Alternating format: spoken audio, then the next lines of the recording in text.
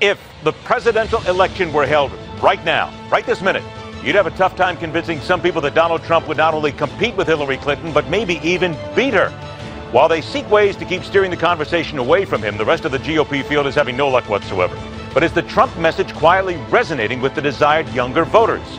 And while the candidate believes the best way to handle matters in Iran is to drop a few bombs, well-meaning here and there on the right targets, the Iranian government drops denial bombs at the drop of a deadline. Let's drop some reality, coming from one who has no problem stating he has better hair than the nominee. I'm Ed Berliner, and this is The Hardline for Friday, July 10th, 2015.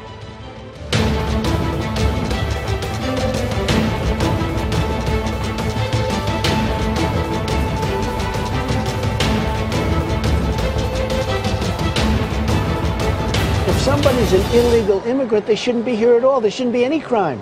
They're not supposed to be in our country. They're supposed to be, and I'm not just talking Mexico. They're coming from all over the world. I'm not just talking about Mexico. We're talking Central America as well, but you're saying that there is a correlation between... And you're probably talking about the Middle East, and you're talking about other places. The southern border is a disaster.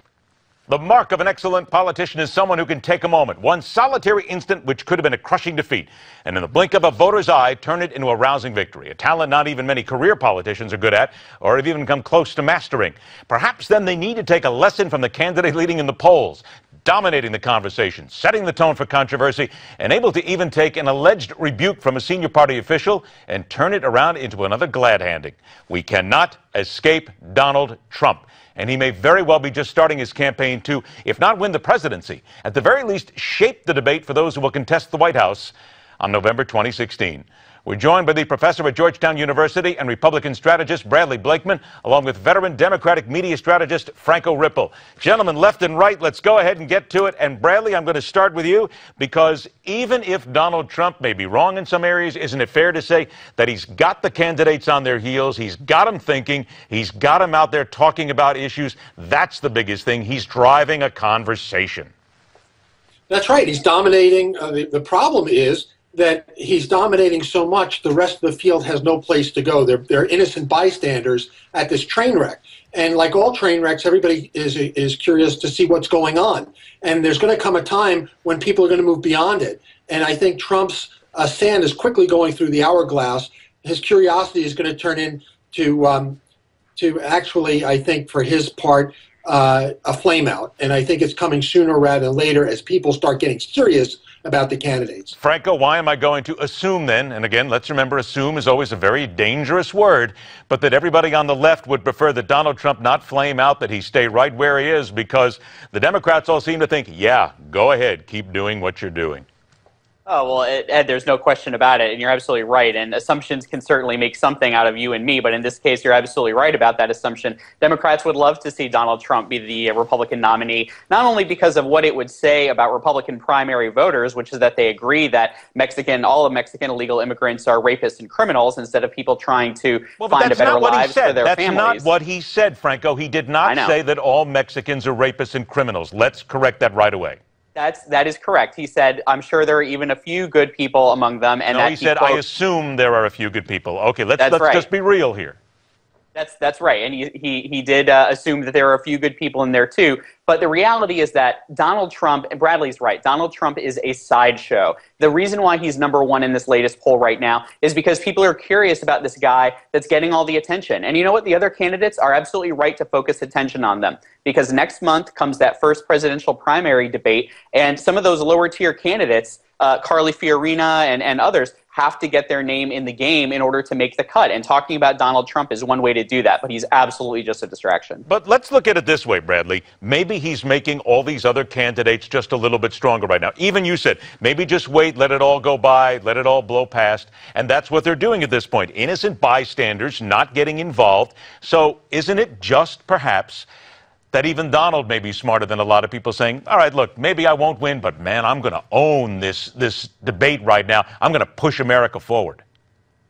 Well, he's going to own the debate. The question is, what kind of damage is he going to do to the brand of the Republican Party while he's out it? And the one fault I have for the other candidates is, you know, when a schoolyard bully asks for your lunch money and you give it up once, you're stuck. And they let him take their lunch money. they should have spoken up contemporaneous with his outrageous remarks on immigration and the slur he made to Hispanic Americans to check him. And they didn't do it. And they learned a lesson, hopefully, by not doing it. But from here on out, the GOP party apparatus and individual candidates have to speak out on every candidate that goes off the reservation and disparages either people or the party. All right, now, to you, Franco, there is a study out right now, another one of these many surveys that we talk about by a platform called Pivot, which says Donald Trump has 1% chance to get the GOP nomination. So look, Democrats can be as happy as you want. He's talking right now, but come next year, when it comes right down to the meat and potatoes time of things, don't you realize that you're still going to have a good fight on your hand from the right?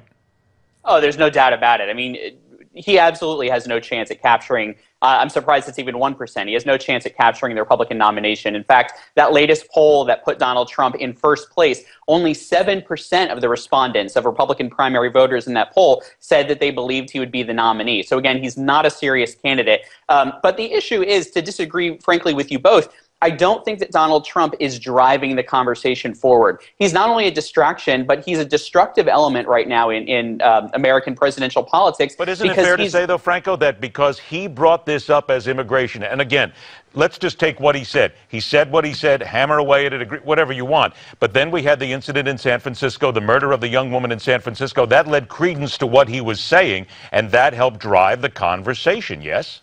I don't know. I don't think that it did, in part because, frankly, that's a law enforcement issue, to be honest with you. It has nothing to do with who that person was that committed that crime. That's a law enforcement issue. And I gotta stop you right there, because I can see Bradley just chomping at the bit right now to say that that had absolutely nothing to do with the conversation.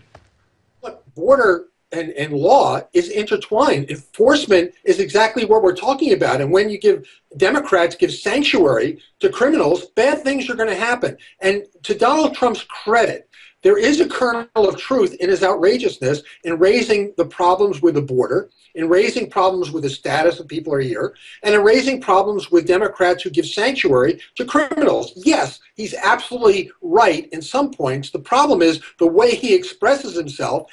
The good is outweighed by the bad, he says, and there's the problem. All right, I got a couple of things I want to hit real quick. Okay, go ahead. One more shot. I'll go, Franco. No, I'm just going to agree with Bradley that is the key, is that he may be trying to make substantive conversation points about illegal immigration, which is frankly all I've heard him talk about, except for last night when he said in an interview that he's still a birther, but he's not about that. He's about jobs in the military. If Donald Trump wants to have a serious conversation, it's time for him to act like a serious candidate instead of a carnival sideshow. You mentioned the military. I'll stay with you, Franco. George W. Bush, and this is something else that Donald Trump was onto, apparently charged veterans. No, not apparently. He did charge veterans $100,000 for a speech. He basically cut his cost in half and got the airplane ride. First of all, to you, Franco, is this a big deal?